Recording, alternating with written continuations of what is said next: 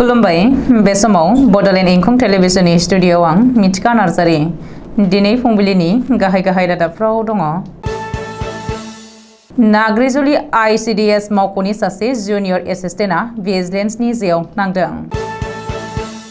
धुबुरी पुलिसआ गुवाहाटी बिरखं गाथोननिफ्राय 3 cyber crime हमदों। सुबनखाता जफादंखौ बाक्सायावनो लाखियाब्ला भट होनायनिफ्राय गोजानाव थागोन।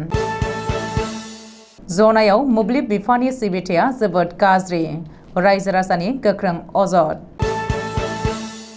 हाइलाकान्दियाव आजिरा मोननाय फोरोंगिरिनि हेंथायै एफआइआर।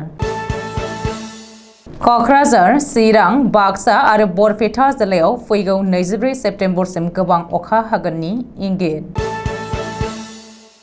दानिया फैदोनि आबुं रादाबाव।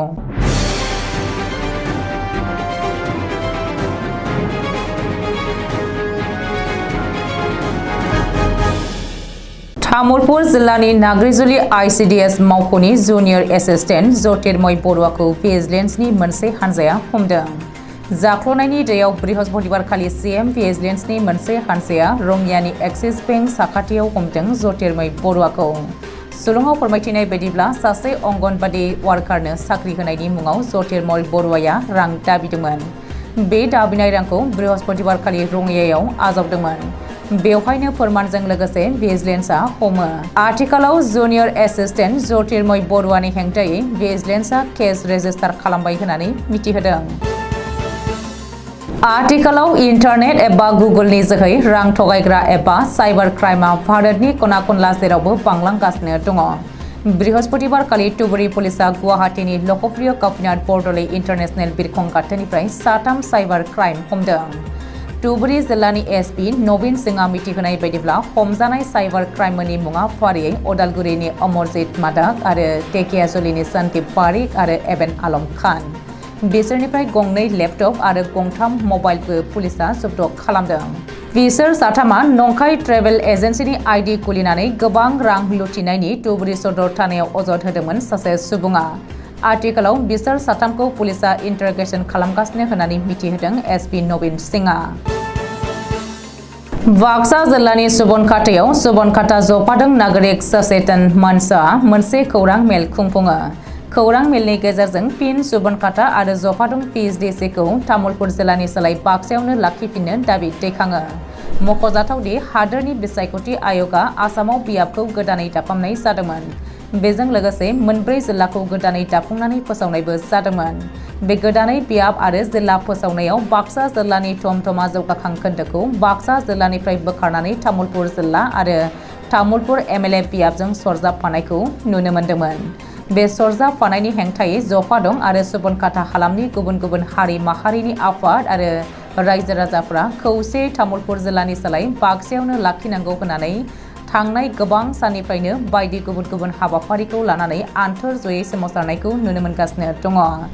बे असिलायैनो सोरखारनो मिथिहोनायनि थांखिजों दिनै सुबनखाता जफादं सचेतन नागरिक मंचआ सुबनखातायाव मोनसे खौरां मेल खुंफुङो आरो बे खौरां मेलनि गेजेरजों बिथांमोननि दाबिखौ सोरखारा गनायाब्ला फैबाय थानाय समाव गुबुन हाबाफारि जेरै खानाय लान्था सिननाय, बागानपारा बेंखनारि मावख'नि नांज्लायाव उखैहाब सोमावसारनाय, धरना होनाय आरो गोजौ बिजिरसालियाव केस होनाय हाबाफारिफोरखौ लानो थांखि लानाय बाथ्राखौ खौरां मेलनि गेजेरजों रोखायै बुंथियो सुबनखाता जफादं सचेतन नागरिक मंचनि नेहाथारि मन्टु बर'आ।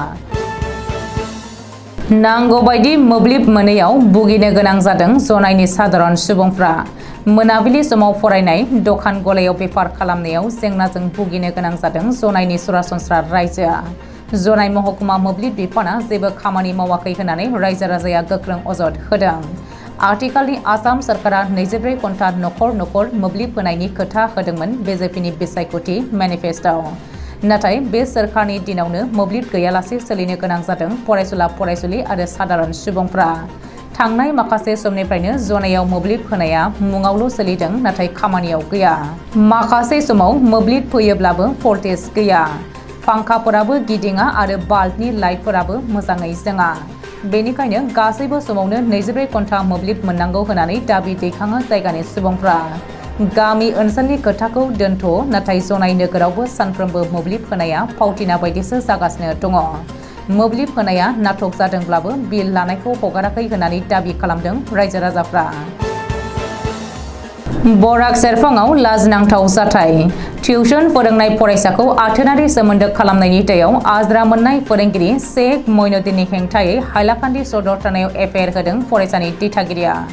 मानो होनोब्ला फोरोंगिरि शेख मइनुद्दिननि बे आथोनारि सोमोन्दो खालामनायखौ सेएनि फरायसाया भिडिअ रेकर्ड खालामखोमादोंमोन। बेनिखायनो बे भिडिअ रेकर्डजों फोरमान होनानै फरायसानि दिथागिरिया हाइलाकान्दि जिल्लानि सदर थानायाव टिउसन फोरोंगिरि एबा आज्रा मोननाय फोरोंगिरि शेख मइनुद्दिननि हेंथायै अजद होनायजों एफआइआर होदों। अदेबानि अजद होजानाय रेपिस्ट फोरोंगिरि शेख मइनुद्दिना आथिखालाव खारखोमानानै दं होननानै मिथिहोदों हाइलाकान्दि पुलिसा।